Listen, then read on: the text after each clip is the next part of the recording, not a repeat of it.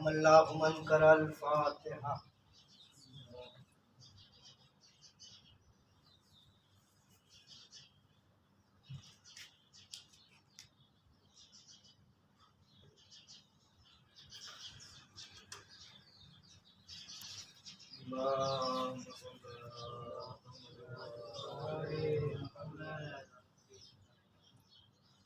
لا حول ولا قوة إلا بالله العلي العظيم.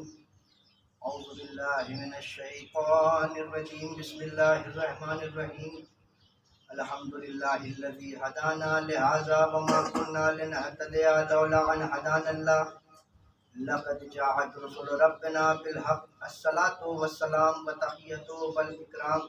اللهم صل وسلم وزد وبارك على النبي الأمي العربي القرشي المدني الأبدي سید البہیر سراج المنیر قابض صاحب فقار والسکینہ المدفون بأرض المدینہ علی عبد المجدد ورسول المسدد المصطفى الامجد ابی القاسم المصطفى محمد.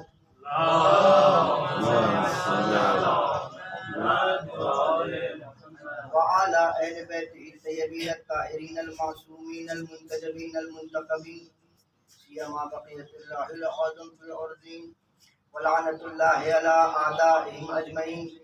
اما بعد فقد قال اللہ سبحانہ وتعالی فی کتابہ المجید وقولہ الحق. بسم اللہ الرحمن الرحیم. ابو سن کم طریرہ صلوات دیتے ور محمد و آل محمد.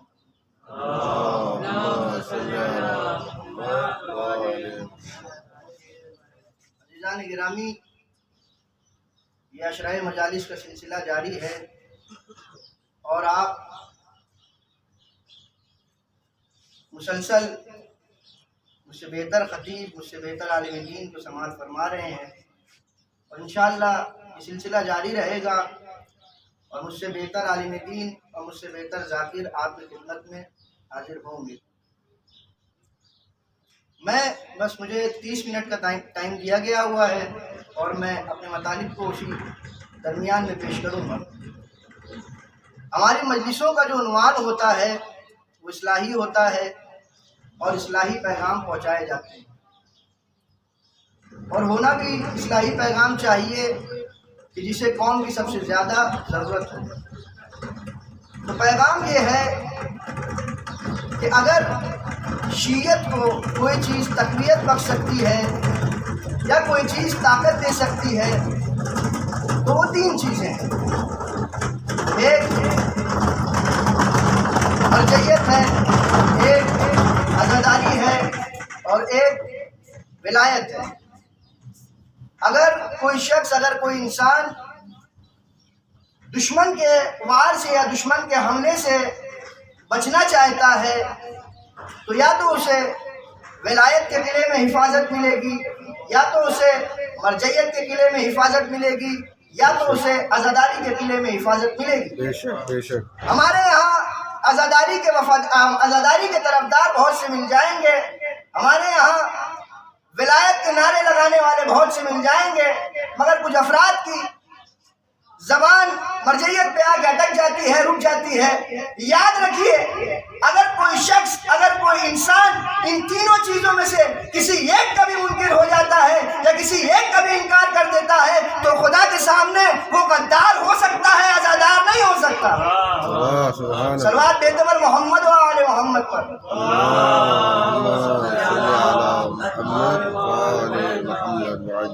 ہم اہل بیت کے چاہنے والے ہیں اور ہمارے یہاں 12 امام اور ائمہ اطہار کے ساتھ ساتھ ایک پورا باکردار خانوادہ ہے اور ہم کسی قحط کے عالم میں نہیں ہیں کہ ہمارے پاس کسی معصوم یا غیر معصوم کی فضائل کی کوئی کمی ہو. تو ہم وہ اور لوگ ہوں گے کہ جن کے پاس معصوم نہیں ہے، باکردار نہیں ہے. لہٰذا ہم اہل بیت اطہار کے ساتھ ساتھ ان کے پورے خانوادے کا ذکر کرتے ہیں. بے شک. عزیزان گرامی، میں یہ کہہ دوں کہ ہمارے پاس کسی بھی معصوم یا غیر معصوم کے فضائل کی کوئی کمی نہیں ہے، کوئی قحط نہیں پڑی ہوئی ہے۔ ہماری مجلسوں میں سرکار امیر المومنین کا تذکرہ تو بہت ہوتا ہے، مگر جو اور ذات مقدسہ ہیں ان کا بہت کم تذکرہ ہوتا ہے۔ جیسے سرکار باب الحوائج ہیں، جناب علی اکبر ہیں، جناب علی اصغر ہیں، جناب سکینہ بنت الحسین ہیں، جناب ام کلثوم۔ مصائب میں تو ہوتا ہے مگر فضائل میں بہت کم ہوتا ہے۔ عزیزان گرامی، میں آپ سے ایک سوال پوچھوں گا، اس کے بعد اپنی تقریر کا آغاز کروں گا۔ سوال یہ ہے کہ ہمارے لیے حکم کیا ہے؟ ہمارے لیے حکم کیا ہے؟ ہمارے لیے حکم رسالت مآب یہ ہے کہ زینوا مجالسکم بذکر علی ابن ابی طالب۔ ہم اپنی مجلسوں کو زینت دیں ذکر علی ابن ابی طالب سے۔ ہم جہاں بیٹھے وہاں ذکر علی ابن ابی طالب کریں۔ ہم جب بھی بیٹھے یا مجلس برپا کریں تو ذکر علی ابن ابی طالب کریں۔ تو سوال یہ ہے کہ ہم جہاں بیٹھے وہاں ذکر علی ابن ابی طالب کریں، مگر جہاں پنجتن بیٹھیں گے، جہاں رسول اللہ بیٹھیں گے، جہاں المولا علی بیٹھیں گے، جہاں شہزادی کونین بیٹھیں گی، جہاں امام حسن بیٹھیں گے، جہاں امام حسین بیٹھیں گے، وہاں کس کا ذکر ہوگا؟ وہاں کس کا ذکر ہوگا؟ ہم بیٹھے تو ذکر علی ابن ابی طالب کریں، مگر یہ جو علیین ہیں وہ بیٹھیں گے تو کس کا ذکر کریں گے؟ تو امام جعفر صادق علیہ السلام فرماتے ہیں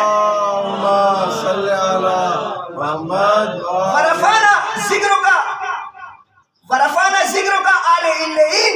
اے میرے جد عباس، آپ کی فضیلت کے لیے یہی کافی ہے کہ جب ہم علیین بیٹھتے ہیں تو آپ کا ذکر کرتے ہیں۔ صلوات بھیجتے ور محمد و آل محمد پر۔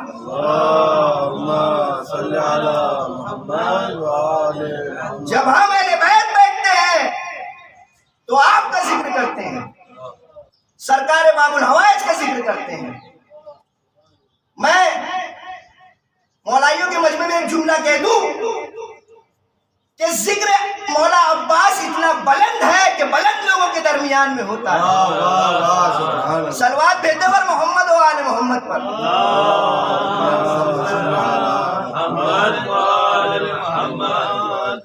میں سرکار باب الحوائج کی سوال عمری نہیں بیان کر رہا ہوں، کیونکہ یہ بہت اہم موضوع ہے۔ سوال عمری جب بیان کی جاتی ہے تو ان کے نانیال کا بھی ذکر، ان کے دادیال کا ذکر اور ان کے پورے خانوادے کا ذکر ہوتا ہے۔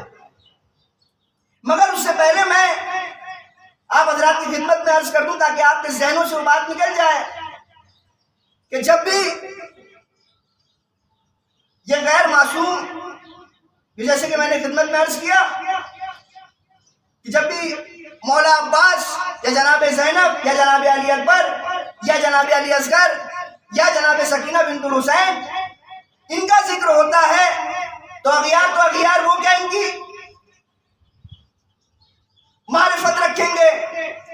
ہمارے فرش اعضاء پہ جو مومنین ہوتے ہیں ان کے یہاں بھی کونیاں چلنے لگتی ہیں کہ یہ کیا بنا رہے ہیں، یہ کہاں سے فضیلت آ گئی، یہ کون سی مولانا فضیلت بیان کر رہے ہیں، امام بنا رہے ہیں، نبی بنا رہے ہیں۔ تو ایسا نہیں ہے۔ ہمارے یہاں جو ہمارے عقیدے کی جو بنیاد ہے وہ قرآن و حدیث سے ہٹ کر کچھ نہیں ہے۔ ہم قرآن و حدیث سے ہٹ کر کچھ نہیں کرتے۔ جب ہمارے اماموں نے ان کو 14 میں شامل نہیں کیا تو ہم بھی نہیں کرتے ہیں۔ ہمارے یہاں امام 12 ہے، معصوم 14 ہے، جن کی عدد خداوند عالم نے طے کر رکھی ہے، ہمیں کچھ کرنا ہی نہیں ہے۔ مگر یہ بھی لوگ جان لیں کہ فقط عدد میں نہ ہونا اس بات کی علامت نہیں ہے کہ ان کے فضائل میں کوئی کمی ہے۔ عدد میں نہ ہونا، عدد میں شامل نہ ہونا اس بات کی علامت نہیں ہے کہ ان کے کمالات میں کوئی کمی ہے۔ کمالات اور فضیلت خداوند عالم نے بہت عطا کی، انشاءاللہ آپ محسوس ہوں گے میں آہستہ آہستہ آگے بڑھ رہا ہوں کہ قرآن حکیم نے ایک کام یہ کیا. دیکھیے جو سوال عمری بیان کی جاتی ہے تو ولادت سے لے کر کے وفات تک کہ جتنے بھی واقعات ہوتے ہیں وہ ساری چیزیں بیان کی جاتی ہیں. تو قرآن حکیم نے یہ کام کیا. قرآن حکیم نے یہ کام کیا کہ قرآن حکیم میں 35 یا 36 انبیاء کا ذکر ہوا ہے. جو زیادہ لوگ مانتے ہیں وہ 35 ہے، کیونکہ اگر جناب لقمان کو شامل کر دیں گے تو 36 ہو جائیں گے، مگر جناب لقمان نبی نہیں ہے، لہذا 35 انبیاء کا ذکر قرآن حکیم میں کیا گیا ہے. اور میں یہ بھی نہیں کہہ سکتا کہ خداوند عالم نے قرآن حکیم میں کسی نبی کی سوال عمری بیان کی ہے، نہیں، بلکہ اس سے بڑا کام کیا. ان کے کردار کے ساتھ ساتھ ان کے کردار بیان کر رہے ان کے کردار کو بیان کیا، جس کے ساتھ کبھی احکام احکامات بتاتے، کبھی نماز بتاتے، کبھی روزہ بتاتے، کبھی حج و زکوٰۃ بتاتے، درمیان میں کبھی آدم کا ذکر کیا، کبھی نوح کا ذکر کیا، کبھی موسیٰ کا ذکر کیا، کبھی عیسیٰ کا ذکر کیا، درمیان میں انبیاء کا ذکر کیا. اور ان کے کردار کو بیان کرنے کے بعد اس پہ تبصرہ کیا. عزیزان گرامی، جیسے خداوند عالم نے قرآن حکیم میں ان انبیاء کا ذکر کیا، اسی طرح ایک بڑی عظیم شخصیت کا بھی ذکر کیا جس کا نام لقمان ہے. جناب لقمان، ہمارے علماء متفق ہیں کہ جناب لقمان نہ تو نبی ہے نہ رسول ہے، نہ نبی ہے نہ رسول ہے. اس کے بعد بھی خداوند عالم نے قرآن حکیم میں ان کے نام پہ پورا سورہ لکھا ہے. ان کے نام پہ پورا سورہ لکھا ہے. عزیزان گرامی، صلوات بھیجتے پر قوم اللہم صلی علی محمد. حکمت عطا کی ہے، اور وہ حکمت کیا ہے کہ جناب لقمان کے پاس فرشتہ آیا اور اس نے کہا کہ اللہ نے درود و سلام کے ساتھ منصب خلافت آپ کو دیا ہے، کیا آپ اسے قبول کریں گے؟ سبحان اللہ، سبحان اللہ. کیا آپ اسے قبول کریں گے؟ جناب لقمان نے جواب دیا کہ جائیے اور خداوند عالم سے پوچھئے کہ کیا یہ واجب ہے، کیا یہ حکم خدا ہے کہ مجھے اس منصب کو قبول کرنا ہی ہے، یا میری مرضی ہے میں اسے قبول کروں یا نہ کروں؟ سبحان اللہ. تو خداوند عالم نے کہا، تو فرشتے نے کہا کہ نہیں، آپ کی مرضی ہے، آپ اسے قبول کریں یا نہ کریں، آپ اسے قبول کریں یا نہ کریں. جناب لقمان نے کہا کہ نہیں، میں اس منصب کو قبول نہیں کروں گا، آپ اس منصب کو کسی اور کو دے دیں. تو جناب داؤد کے پاس یہ منصب گیا. اب میں خداوند عالم سے پوچھوں گا کہ تو نے اس ساری چیزوں کو قرآن میں کیوں بیان کیا کہ فرشتہ آیا اور فرشتے نے کہا کہ منصب چاہیے یا نہیں چاہیے، اور پھر جناب لقمان نے انکار کیا. تو عجب نہ کہ خداوند عالم جواب دے کہ میں یہ بتانا چاہ رہا ہوں دنیا کو کہ منصب ہی پا کر کے انسان بڑا نہیں ہوتا، یہ بھی منصب اتنا بڑا ہے کہ فرشتہ آ رہا ہے. یہ بھی منصب اتنا بڑا ہے کہ فرشتہ آ رہا ہے. اب لوگ پوچھتے ہیں کہ جناب عباس کا منصب کیا ہے، تو قرآن مجید میں بتا رہا ہے خداوند عالم کہ منصب ہی پا کر کے انسان بڑا نہیں ہوتا. منصب یہ بھی اتنا بڑا ہے کہ فرشتہ آ رہا ہے اور جھک کر کے سلام کر رہا ہے. صلوات بھیجتے پر محمد و آل محمد. اللہم صلی علی محمد و آل محمد. آیت اللہ سبزواری اس واقعے کو بیان کرتے ہیں کہ وہ سبزوار میں تقریر کر رہے تھے اور درمیان تقریر انہوں نے کہا کہ جبریل امین 12,000 بار وحی الہی لے کر کے پیغمبر کے پاس آئے، جبریل امین 12,000 بار پیغمبر کے پاس آئے، اتنے میں وہ لکھتے ہیں کہ اتنے میں پیچھے سے ایک بوڑھا آدمی کھڑا ہوا اور کہا علامہ آپ ہمیں یہ کیوں بتا رہے ہیں کہ 12,000 بار جبریل امین وحی الہی لے کر کے پیغمبر کے پاس آئے، آپ ہمیں یہ بتائیے کہ ہمارے آقا اور ہمارے مولا کے پاس کتنے بار آئے، ہمارے آقا اور مولا علی کے پاس کتنے بار آئے؟ تو لکھتے ہیں کہ میں تھوڑی دیر خاموش رہا، میں تھوڑی دیر چپ رہا، اور اس کے بعد میں نے سوچا کہ اگر میں منع کر دوں کہ مجھے نہیں معلوم ہے تو حدیث میرے غریبان کو پکڑے گی، کیا نا مدینۃ العلم والی بابها، کہ میں شہر علم ہوں، علی اس کے دروازہ ہے، جس کو شہر میں آنا ہوتا ہے وہ دروازے سے ہو کے آتا ہے، جس کو شہر سے جانا ہوتا ہے وہ شہر سے ہو کے جاتا ہے، کسی انسان کو شہر میں آنا ہوتا ہے تو وہ تو دروازے سے ہو کے آتا ہے، جس کو شہر سے باہر جانا ہوتا ہے تو وہ دروازے سے ہو کے جاتا ہے۔ تو انہوں نے اس حدیث کو بنیاد بنائی اور کہا اے بزرگ محترم، میں نے یہ کہا کہ محمد مصطفیٰ کے پاس جبریل امین تو 12,000 مرتبہ آئے، مگر مولا علی کے پاس 24,000 مرتبہ آئے۔ جب آئے تو اجازت لے کے آئے اور جب گئے تو اجازت لے کے گئے۔ تو اب میں کیا کروں کہ ہمارے کتب شیعہ کی ساری کتابوں میں لکھا ہے کہ شہادت ابا عبداللہ حسین کے بعد ہر روز 70,000 فرشتے قبر حسین پہ آتے ہیں اور جاتے ہیں، قبر حسین پہ 70,000 فرشتے روزانہ آتے ہیں اور جاتے ہیں، اور یہ سلسلہ قیامت تک لگا رہے گا، اور جو ملک ایک بار آ گیا وہ دوبارہ اس کی باری نہیں آ سکتی، کیونکہ تعداد اتنی زیادہ ہے کہ جو ایک مرتبہ آ گیا وہ دوبارہ نہیں آ سکتا۔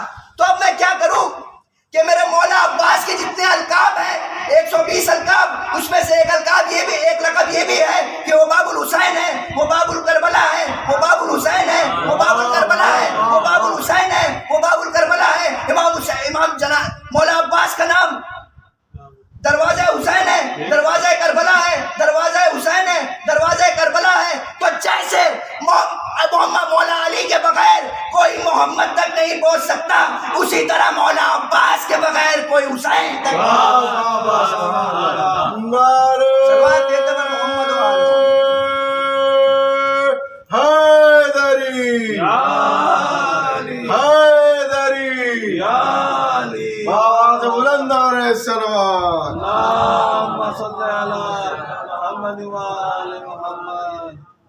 جیسے مولا علی کے بغیر کوئی محمد تک نہیں پہنچ سکتا، ویسے ہی مولا عباس کے بغیر اجازت کے کوئی حسین تک نہیں پہنچ سکتا۔ سرکار باب الحوائج کربلا کے بھی دروازہ ہیں اور امام حسین کے بھی دروازہ ہیں۔ کربلا کی بات آ گئی ہے تو میں کہوں گا کہ جب ہم کربلا جاتے ہیں، جو ظاہر کربلا گئے ہیں وہ اس بات کو محسوس کریں گے، اور جو نہیں گئے ہیں اللہ انہیں زیارت نصیب کروائے۔ عزیزان گرامی، جب ہم کربلا جاتے ہیں تو ہم جس طرح یہاں گریا کرتے ہیں، جس طرح ہندوستان اور انڈیا میں گریا کرتے ہیں، تابوت یا علی اصغر کے جھولے کو، جناب علی اصغر کے جھولے کو دیکھ کر کے، یا مولا عباس کے علم کو دیکھ کر کے جتنا گریا کرتے ہیں، اتنا گریا ہم کربلا میں پہنچ کے نہیں کر پاتے۔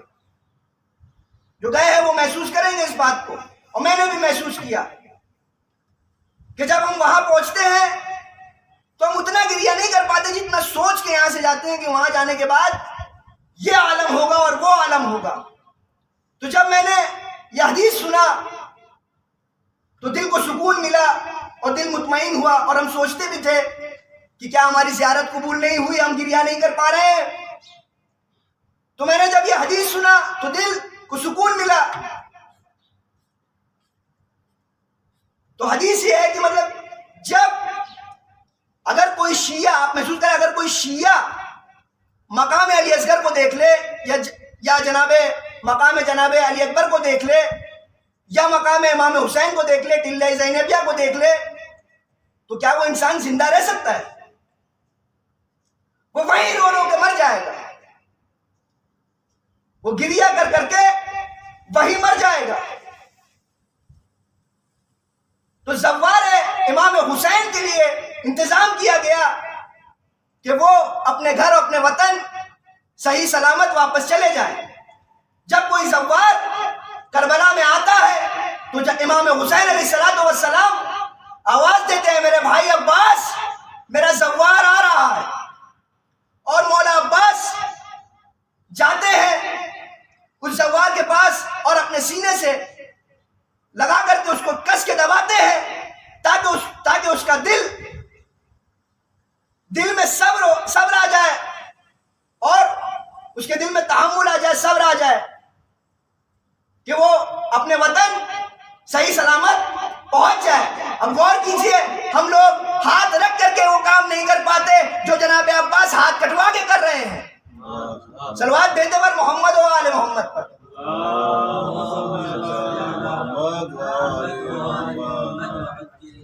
عزیزان گرامی، میں نے ارشاد فرمایا کہ لقب کے منصب پاہی کے انسان بڑا نہیں ہوتا، یہ منصب بھی اتنا بڑا ہے کہ فرشتہ جھک کر کے سلام کر رہا ہے۔ میں سوال عمری نہیں بیان کر رہا ہوں، جناب عباس کی سوال عمری نہیں بیان کر رہا ہوں، میں بس ان کے مادر گرامی اور ان کے خانواد دادیال اور ننیال کی ایک بات کہتا چلوں کہ مادر عباس ام البنین اور ان کا نانیال بعظمت اور بافضیلت ہے کہ جنہیں جو فضیلت ملی وہ اور کسی کو نہیں ملی۔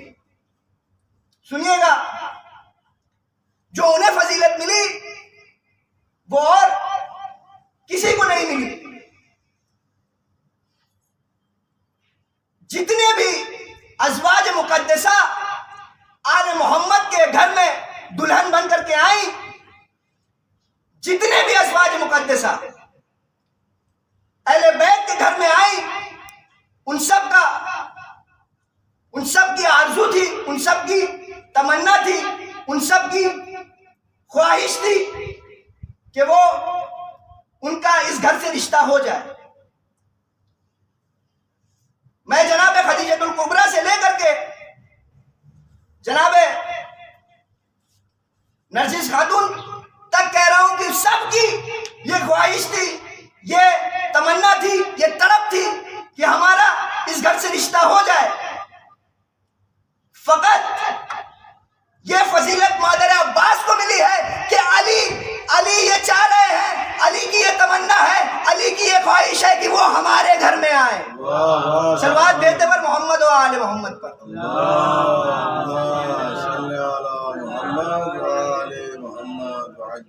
بس عزیزان گرامی، میں نے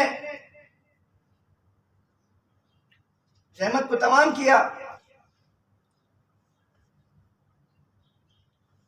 آج 8 محرم ہے اور 8 محرم کا دن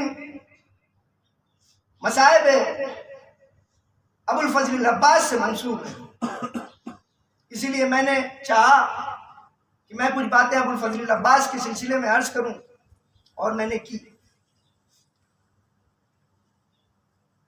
خداوند عالم نے مولا علی کو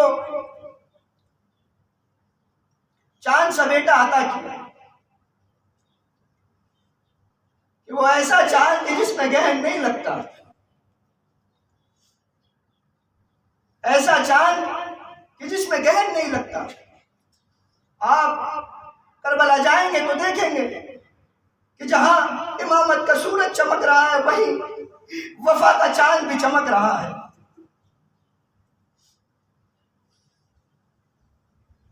امام حسین نے پوری دنیا میں سے 72 کو چنا کربلا کے لیے، مگر ان 72 میں جن کا قد فضیلت سب سے بڑھتا ہوا تھا وہ جناب عباس تھے، اور قد فضیلت بڑھتا ہوا کیوں نہ ہوتا کہ وہ علمدار تھے۔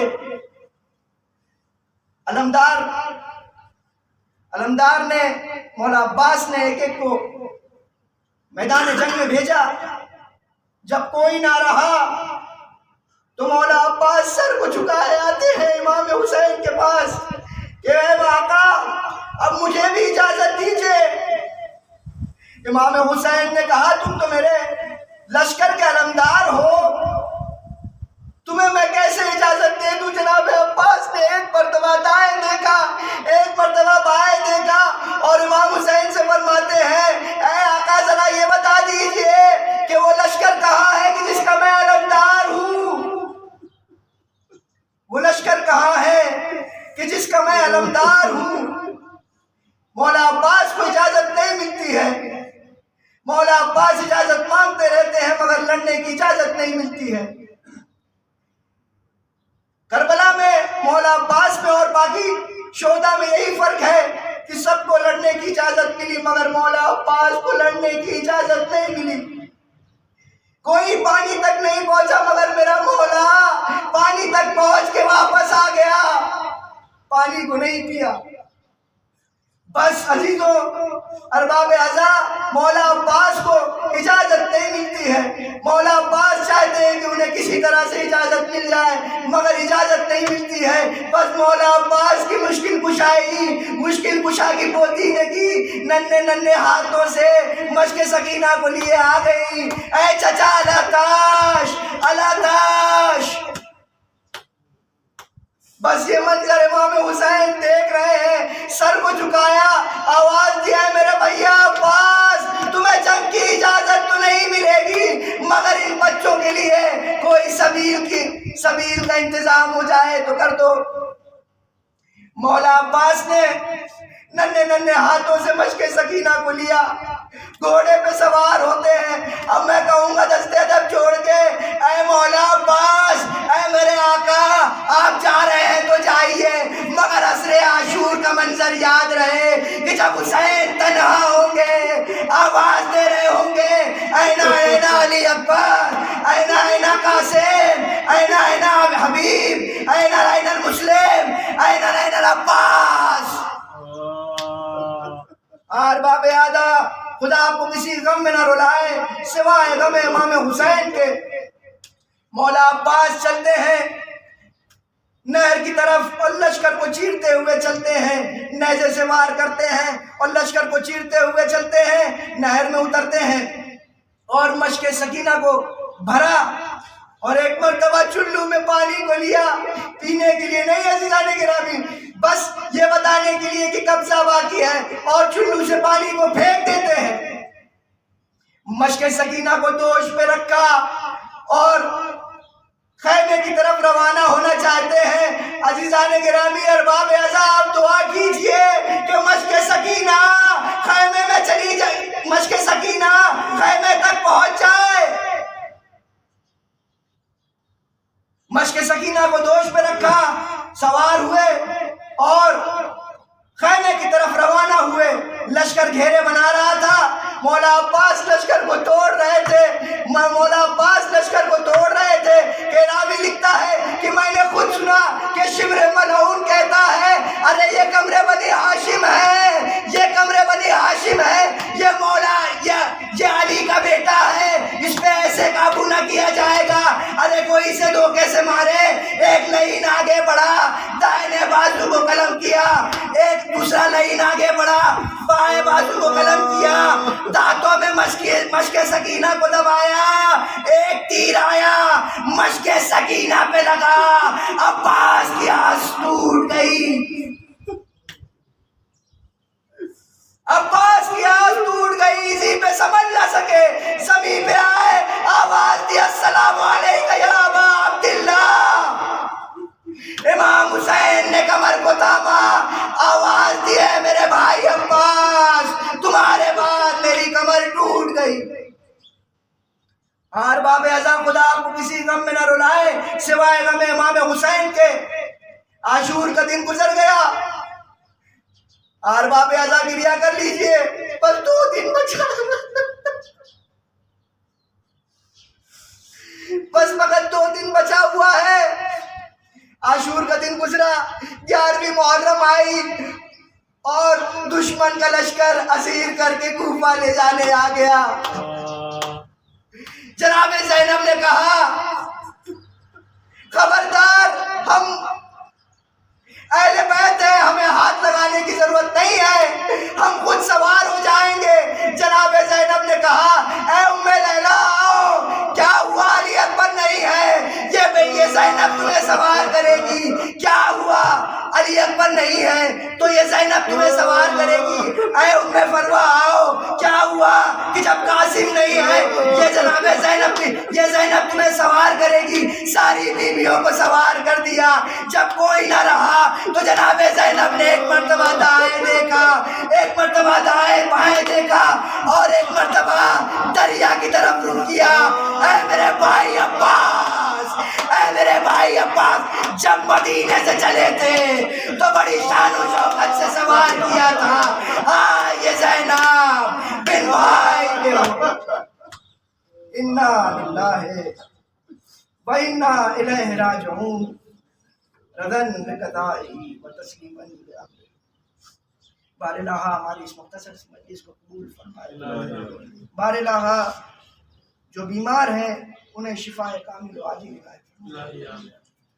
بار الہ خصوصاً مولانا رضوان صاحب اور بھی جو دیگر افراد اس بدترین بیماری کرونا وائرس میں مبتلا ہے، ان سب کو بیمار کربلا کے صدقے میں شفا کامل و عاجل عنایت فرمائے۔ ہم سب کو مولا کے ظہور میں تعجیل ہم سب کو مولا کے ظہور میں تعجیل اور ہم سب کو آقا کے انوار و انصار میں شمار فرمائے۔ ایک اعلان ہے عزیزان گرامی، ہر سال کی طرح اس سال بھی مجلس حسینیہ صادق کے بعد 10 محرم کو ہمارے گھر صفائی کوچے بست و پنج میں شام غریبہ کا انتظام کیا ہے۔ شام غریبہ کی مجلس رکھی گئی ہے، آپ حضرات سے شرکت کی گزارش ہے۔